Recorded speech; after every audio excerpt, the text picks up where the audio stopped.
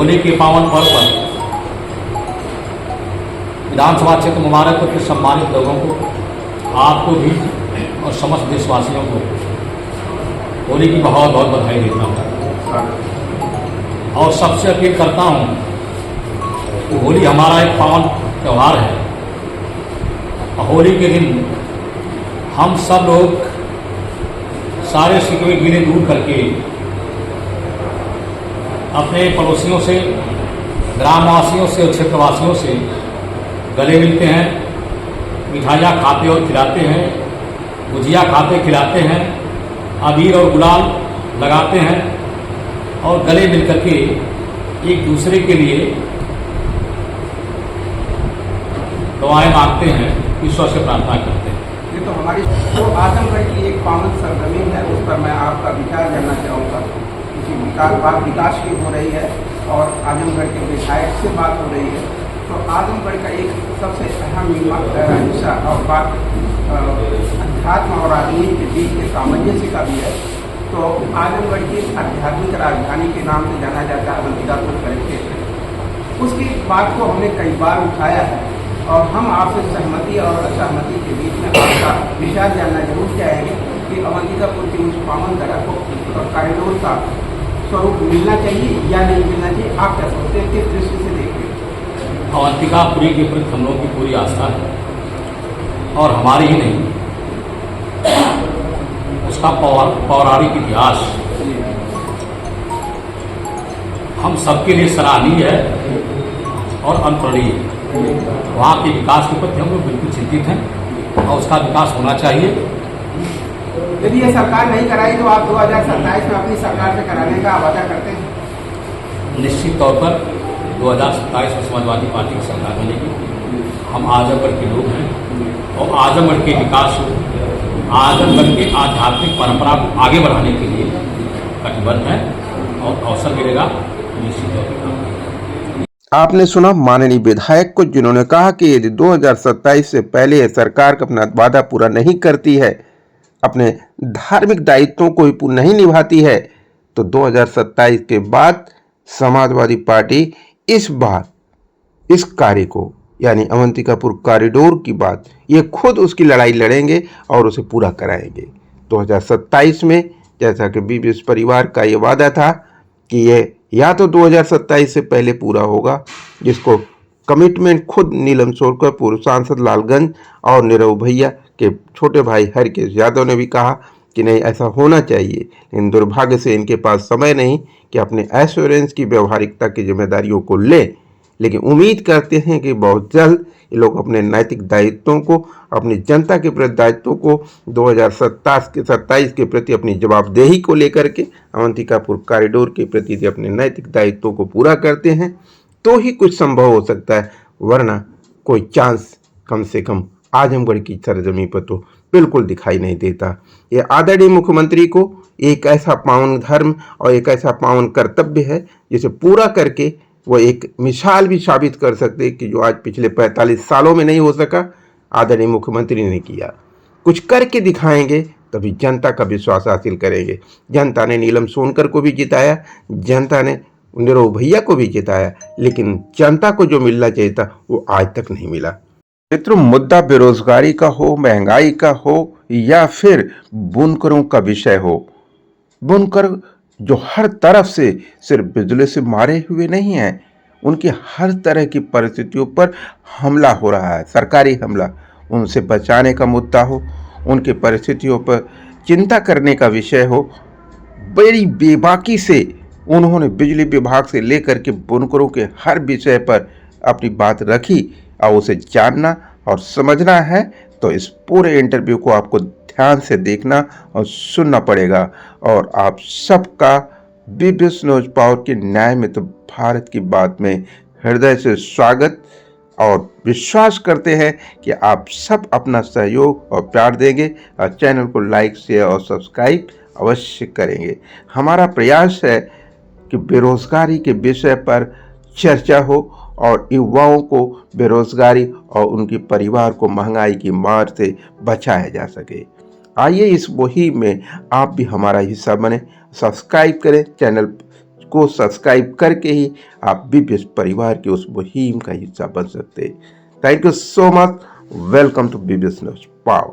आइए चलते हैं माननीय विधायक के उन अमूल्य शब्दों को सुनते हैं। आइए हम इनसे जानने की कोशिश करते हैं कि होली के पर्व पर इनके बीते हुए पीछे का जो पीरियड है 2.5 से 3 साल का लगभग, उस पीरियड में इन्होंने अपनी विधानसभा के लोगों ने के लिए क्या अपनी कर्तव्यनिष्ठा में उनके लिए क्या दिया और आगे बचे हुए पीरियड के लिए क्या बाकी है।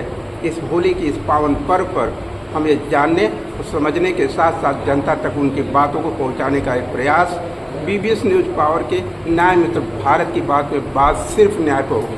विधायक जी नमस्कार। नमस्कार। आपका बहुत बहुत स्वागत बीबीएस न्यूज पावर में। आपका बहुत बहुत धन्यवाद। Thank you, much welcome. Sir अभी आपने जो लगभग कितना समय बीत गया था अभी आपका? लगभग 2.5 साल से ज़्यादा है और इस पीरियड में आपने अपनी विधानसभा के प्रति बहुत ही संकल्पित रहते हैं। तो वो संकल्प आपके कामों से लोग पब्लिक यही कहती है कि तो उनका संकल्प उनका काम बोलता है। अगली जी में यही आ रहा है, दोनों बड़ी बेहतरीन। कैसे आप इसे प्रभावित करेंगे? सबसे पहले तो मैं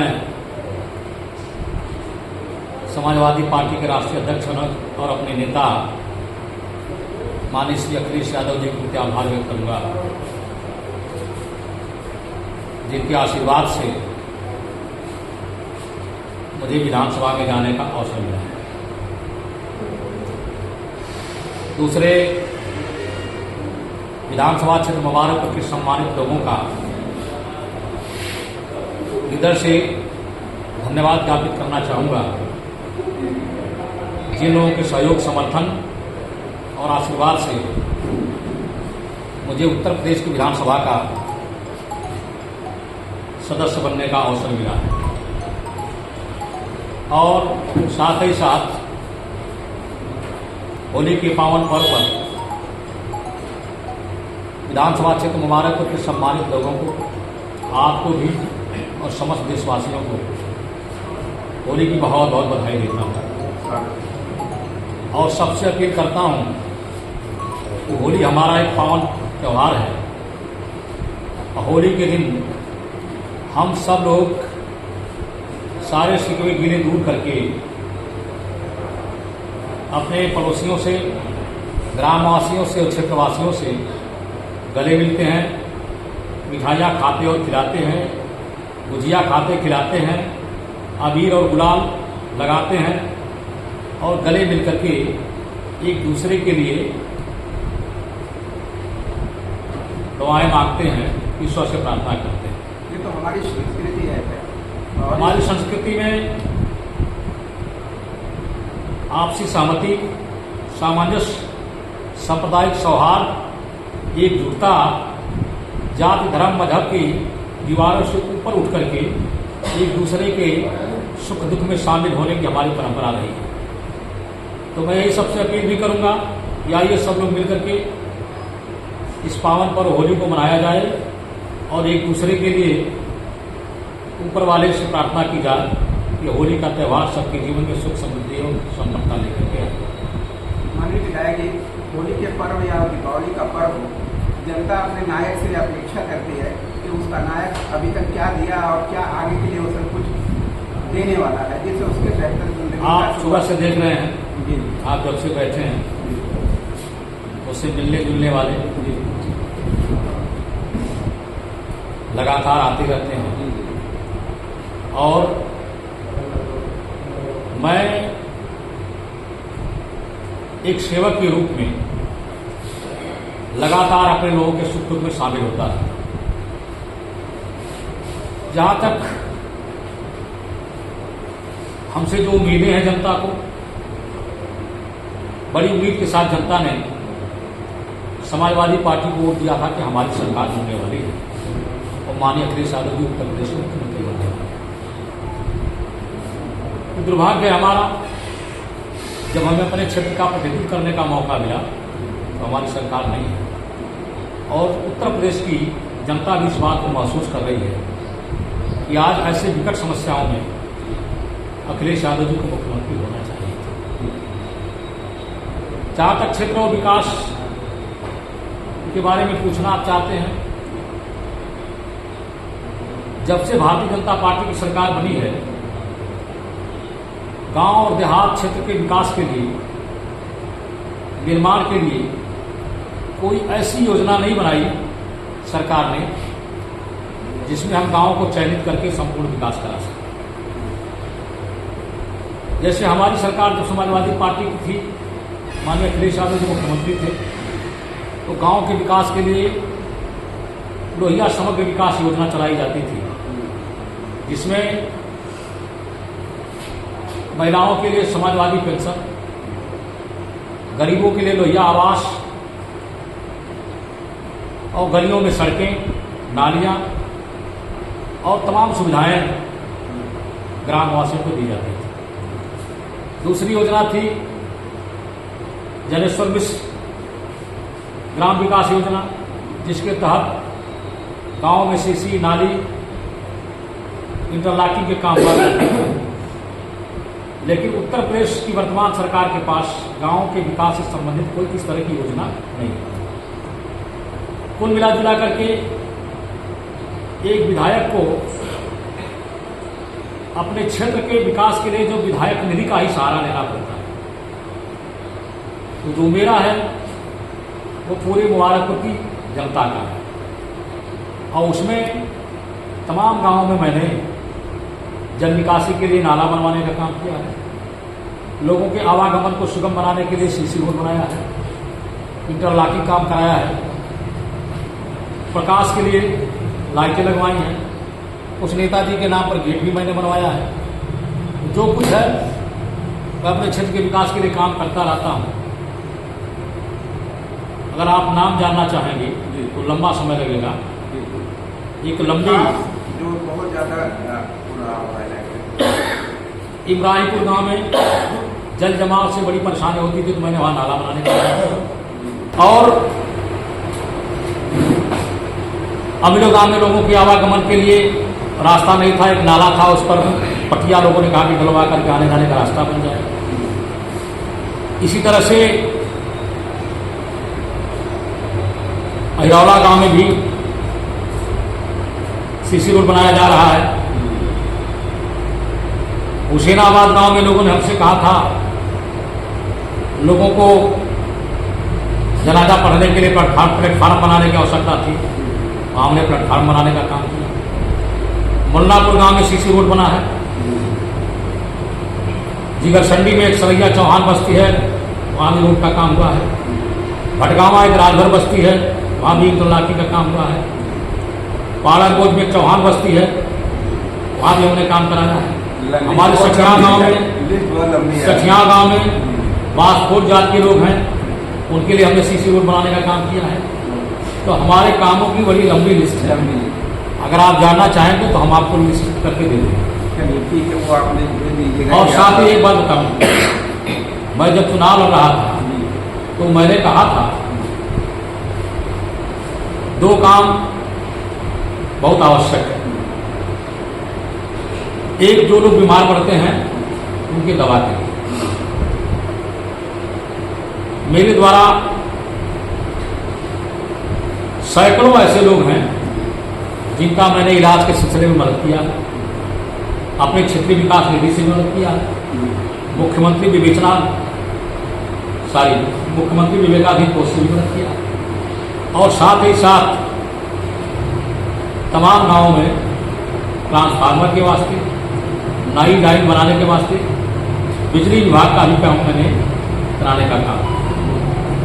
इसलिए ये सरकार के पास विकास का कोई काम नहीं है। विद्युत समस्या से पूरा उत्तर प्रदेश त्राहि कर रहा है। ट्रांसफार्मर जो लगे हैं 2500 साल पहले के लगे हैं, आबादी बढ़ गई, उपभोक्ता बढ़ गए, लेकिन ट्रांसफार्मर की क्षमता वृद्धि नहीं है।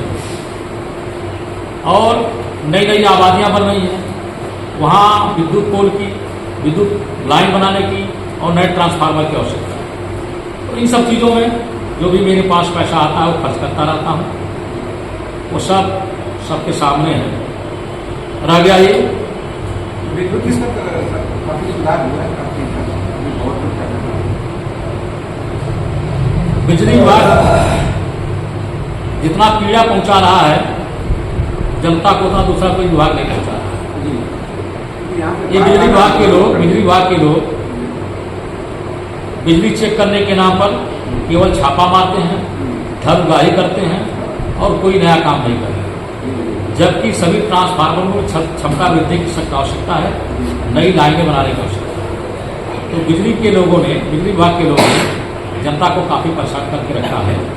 और उत्तर प्रदेश की विधानसभा के अंदर भी मैंने खुद हमारे आजमगढ़ जनपद के सभी सम्मानित विधायकगण और समाजवादी पार्टी के बहुत विधायकों ने बिजली की समस्या को, ये लोक निर्माण विभाग द्वारा बनाई गई सड़कें जो क्षतिग्रस्त हैं, जिनमें गड्ढे बन गए हैं, उनके विशेष मरम्मत के वास्ते, गन्ना भुगतान के वास्ते, नारों में पानी के वास्ते लगातार सवाल करने का काम किया। विधानसभा के पटल से सरकार का ध्यान आकर्षित करने का प्रयास किया। इतना ही नहीं, जो सबसे बड़ी समस्या है आज की तारीख में, उत्तर प्रदेश के अंदर लगातार बेरोजगारी बढ़ गई और सरकार ने सभी सरकारी संस्थानों में आउटसोर्सिंग लगा करके उत्तर प्रदेश के नौजवानों के साथ खिलवाड़ किया है। गन्ना मिलों पर गन्ना किसानों का बकाया है और सभी विभागों में आउटसोर्सिंग की जा रही है। आउटसोर्सिंग आरक्षण को खत्म करने का एक नया तरीका है भारतीय जनता पार्टी की सरकार के पास। तो हम लोग लगातार इसका विरोध विधानसभा के अध्यक्ष से करते हैं। सर, ये आपके हमारे क्षेत्र से एक मित्र हैं इफ्तिखार खान का, उनका अभी शाम का हमसे एक रिक्वेस्ट थी, वो रिक्वेस्ट मैंने आपको दे दी है व्हाट्सएप पर, आपको शायद इसको खोल के देख। तो उन्होंने कहा कि आपको भेजा हुआ था। तो बुनकरों के लिए भी आपने एक समस्या, उनका उद्देश्य यही है कि बुनकर की समस्याओं को विधानसभा में उठाया जाए। हम इनका बहुत सम्मान करते हैं जिन महोदय ने भेजा है। और आपने विधानसभा में सुना होगा, मैं पहले भी सत्र में और इस सत्र में भी हमारे कई विधायक बुनकरों के हित की लड़ाई को विधानसभा में खड़ा करने का काम है। इसलिए कि जब 2003-04 में नेताजी उत्तर प्रदेश के मुख्यमंत्री थे, तो नेताजी ने कहा कि हमारा देश काश्तकार और दस्तकार का देश है। कृषि के बाद पावरलूम और हथकरघा सबसे अधिक रोजगार देने वाला क्षेत्र है। तो नेताजी ने पावरलूम के कारोबार को सुगम बनाने के लिए 72 रुपये प्रति पावरलूम के हिसाब से फिक्स रेट पर बिजली दी जाती थी सरकारी समाजवादी पार्टी की सरकार में। जिस तरह से किसानों के लिए नलकूपों का बिल फिक्स था, उसी तरह से पावरलूम का भी 72 रुपये प्रति पावरलूम के हिसाब से बिजली फिक्स था। लेकिन उत्तर प्रदेश की वर्तमान की भारतीय जनता पार्टी की सरकार ने उस फ्लैट रेट बिजली व्यवस्था को खत्म करके नया फ्लैट रेट चालू किया है, जिसमें 430 रुपये प्रति पावरलूम तय किया है, जिसकी वजह से तमाम पावरलूम बंद हो रहे हैं और पावरलूम का कारोबार लगातार घाटे में चल रहा है। तो समाजवादी तो हमेशा बुनकर की आवाज़ उठाते रहते हैं और मैं तो बुनकर बहुल इलाके का ही सेवक हूँ। तो लगातार विधानसभा में हम लोग इस सवाल को उठाते रहते हैं। इस सत्र में भी, पहले सत्र में भी, जितने सत्र आते हैं बुनकरों हक की लड़ाई को हम लोग लड़ने का काम करते हैं। बहुत धन्यवाद सर।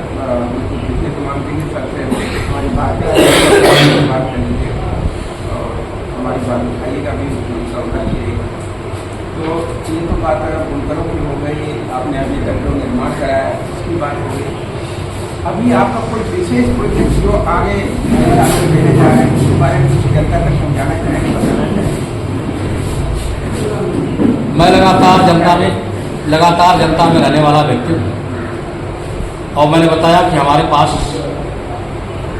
क्षेत्र के विकास के लिए जो धन प्राप्त होता है वह गांव में लगातार जल निकासी के काम, सड़कें बनाने के काम, इंटरलॉकिंग बनाने के काम आता है।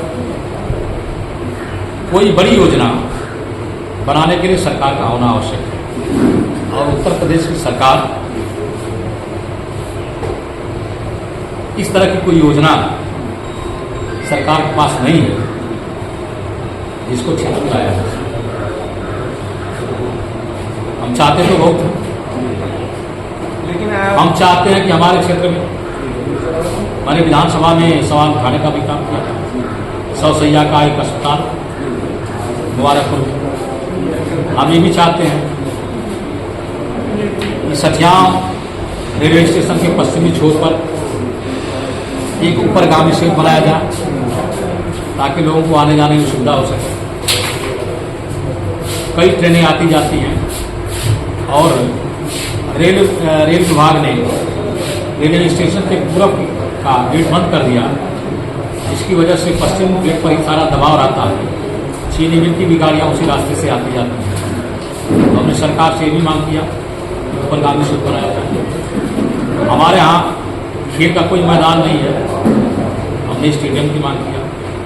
आबादी के दृष्टिकोण से हमारे क्षेत्र में एक तहसील केंद्र का होना चाहिए, हम उसकी भी मांग कर चुके हैं। तो हमारे पास योजनाएं तो हैं, लेकिन सरकार हमारी नहीं है। आवश्यकताएं पूरी नहीं हो रही है। अगर हमारी बात सरकार ने सुनी तो क्षेत्र का विकास होगा, और नहीं तो फिर समाजवादी पार्टी की सरकार है ही। तो 2027 में आप क्या कमिटमेंट देना चाहेंगे? 2027 के लिए जनता आपकी सुनती है दोबारा? भारतीय जनता पार्टी ने अपनी सरकार में जो सबसे खेदजनक काम किया है, जो सबके लिए तकलीफदेह बात है, धर्म के आधार पर समाज का ध्रुवीकरण। जिस देश के अंदर सत्ता और शासन में शामिल लोग बड़े ओहदों पर बैठ करके, चाहे अधिकारी हों या सरकार के लोग, जनता में धार्मिक आधार पर नफरत पैदा करने का काम करेंगे, वो देश का भला कौन कर सकता है? सबसे आवश्यक है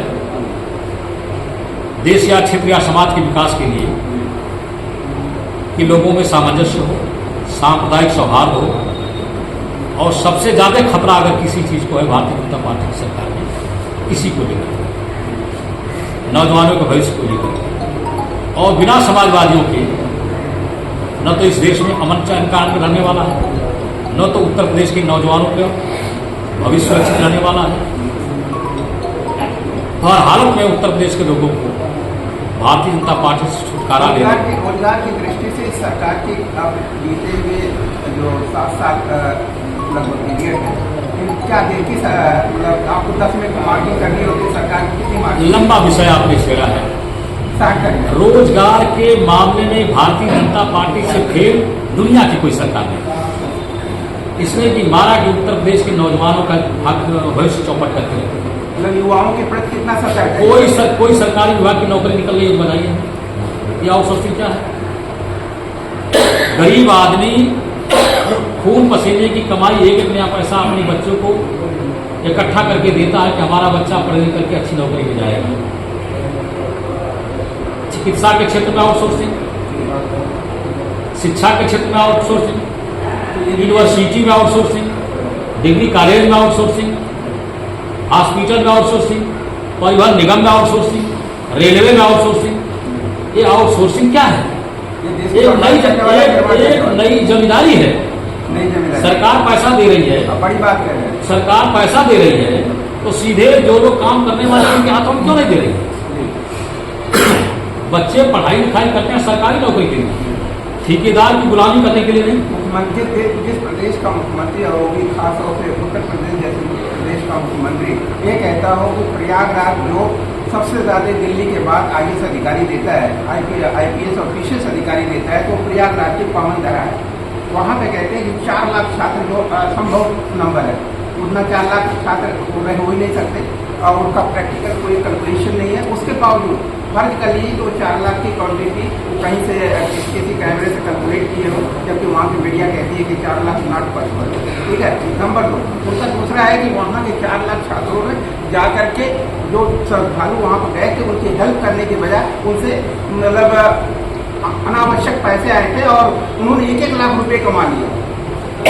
एक बंदा 1-1 लाख रुपया कमाया। और दुर्भाग्य है उत्तर प्रदेश की मुख्यमंत्री की कॉपी जांचने वाला कोई नहीं है। वो खुद इम्तहान देते हैं, खुद अपनी कॉपी जांचते हैं और बड़ी बड़ी बातें फेंकते हैं।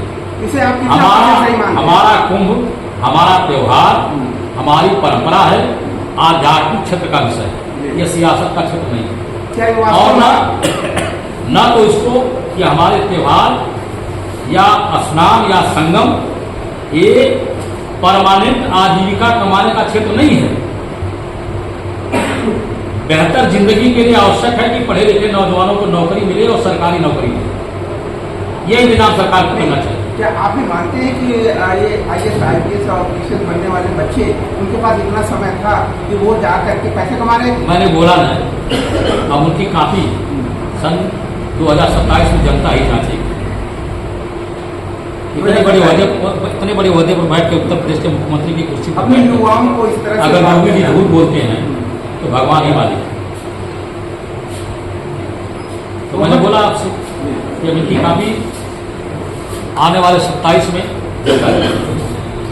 मतलब जो सरकार कहती है कि वहाँ पर सिर्फ 30 लोग मरे और वो आज भी 800 लोग वेटिंग लिस्ट में हैं कि हमारे माँ बाप नहीं मिले, हमारे भाई नहीं मिले, हमारे चाचा नहीं मिले। तो आप इसे किस दृष्टि से देखते हैं? जो चीजें जग जाहिर है उस सवाल को पूछने से क्या होगा? कितने लोग मरे, कितने लोग नहीं मरे? जाने वालों का आंकड़ा तो उत्तर प्रदेश की सरकार ने, मरने वाले का आंकड़ा क्यों नहीं? विकास का कोई काम भारतीय जनता पार्टी के पास नहीं है। 2027 में क्या भी करता है उत्तर प्रदेश के अंदर समाजवादी पार्टी की सरकार बने, अखिलेश यादव जी मुख्यमंत्री बने। कैसे बने? आप कहते हैं कि EVM सही नहीं है, आप कहते हैं कि प्रशासन आपके साथ नहीं है, तो आप इस बात की गारंटी लेते हैं कि 2027 में आपकी सरकार क्यों बन जाएगी? जो हम कहते हैं उसमें सच्चाई है। जनता बनाना चाहेगी। भारतीय जनता पार्टी एक ऐसी सरकार और एक ऐसा दल है जिससे कई मोर्चों पर समाजवादियों को लड़ना है। ये शासन और प्रशासन सुविधा मुहैया कराता है कि लोग वोट डाल सकें, और भारतीय जनता पार्टी की सरकार में फोर्स लगाई जाती है कि लोग वोट डालने न पाए, और जिस रास्ते से मतदाता जाने वाले हों उस रास्ते पर नाला खुदवाया जाए, रूहा बनवाया जाए, रिवॉल्वर से वोटरों को धमकाया जाए, लाठियां पिटवाई जाए। एक मोर्चा तो ये है। दूसरा मोर्चा है मतदाता सूची में गड़बड़ी पैदा करने वाला। ये मेरा आरोप गंभीर नहीं है, ये मसला बहुत गंभीर है। ये लोकतंत्र के लिए खतरा है, ये बाबा साहब के बनाए हुए संविधान के लिए खतरा है। वोट देना हमारा संवैधानिक अधिकार है। सरकार को वोटिंग कराने के लिए सुविधा देना चाहिए। आप कह रहे हैं कि सरकार जो असंवैधानिक कार्य कर रही है? हमने कहा कि सरकार लोकतंत्र के लिए लोगों को वोट देने से रोकना खतरनाक है। तो ये लोकतंत्र कमजोर होगा। यह संवैधानिक है? अरे भाई, मैं कहता हूं कि सरकार वोट के लिए सुगमता मुहैया कराएगी ना। ये काम इलेक्शन इलेक्शन कमीशन आप देख रहे हैं। आखिरकार कोई एक व्यक्ति तो आरोप लगा नहीं रहा है। वोटर लिस्ट में गड़बड़ी का आरोप सारे लोग लगा रहे हैं। तो ये स्वीकार करना चाहिए इलेक्शन कमीशन को। लेकिन election commission Bharatiya Janata party का कार्यालय बन गया है।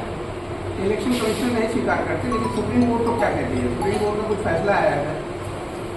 अब फैसला अगर सरकार नहीं मानेगी तो क्या करेंगे?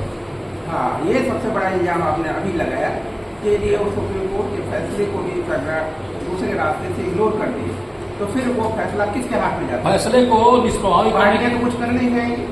फैसले को निष्प्रभावी करने का सरकार नया तरीका बनाती है जी और उस तरीके का इस्तेमाल करती है। लेकिन लोकतंत्र में सबसे महान जनता है और जनता की अदालत सबसे बड़ी अदालत है और निकट भविष्य में ही हम लोग जनता की अदालत में जाने वाले हैं। 2027 में जनता निश्चित तौर पर माननीय श्री अखिलेश यादव जी को आशीर्वाद देगी और भारतीय जनता पार्टी से छुटकारा मिलेगा। सर, ये आजमगढ़ है और आजमगढ़ की एक सबसे सम्मानित विधायकों में आपके नाम शुमार होता है। तो आजमगढ़ की एक पावन सरजमीन है, उस पर मैं आपका विचार जानना चाहूँगा। किसी बात विकास की हो रही है और आजमगढ़ के विधायक से बात हो रही है, तो आजमगढ़ का एक सबसे अहम हिस्सा और बात अध्यात्म और राजनीति के बीच के सामंजस्य का भी है। तो आजमगढ़ की आध्यात्मिक राजधानी के नाम से जाना जाता है अवंतिकापुर परिक्षेत्र। उसकी बात को हमने कई बार उठाया है और हम आपसे सहमति और असहमति के बीच में आपका विचार जानना जरूर चाहेंगे कि अवंतिकापुर की उस पावन धरा को कॉरिडोर का स्वरूप मिलना चाहिए या नहीं मिलना चाहिए, आप क्या सोचते हैं, किस दृष्टि से देख रहे हैं? अवंतिकापुरी के प्रति हम लोगों की पूरी आस्था है और हमारी ही नहीं, उसका पौराणिक इतिहास हम सबके लिए सराहनीय है और अनुप्रणीय है।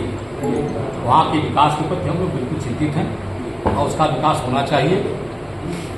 यदि ये सरकार नहीं कराई तो आप 2027 में अपनी सरकार से कराने का वादा करते हैं? निश्चित तौर पर 2027 में समाजवादी पार्टी की सरकार बनेगी।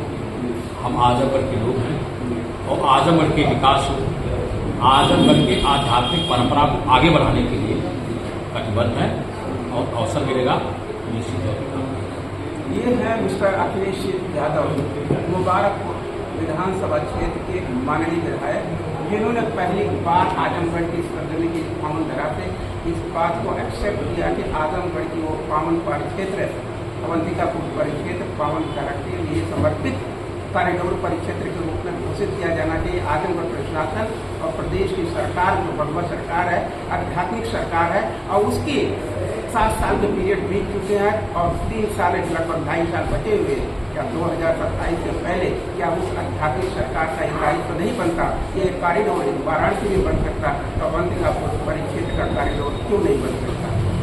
वहाँ पर 4 किलोमीटर के रोड आज 45 सालों से पेंडिंग है। उसके कारण जो भी हो सरकारें सभी जिम्मेदार हैं। Thank you so much. इसी के साथ आदरणीय विधायक जी से अंत में जानना चाहेंगे सर, कोई विशेष सूचना, और ये तो सूचना है कि एक पर्व ही है पवित्रता का, शांति का और समृद्धि के रास्ते को नए तरीके से ढूंढने का, ये होली का पर्व है, क्या संदेश देना चाहेंगे आपको? सबको होली की बहुत बहुत बधाई।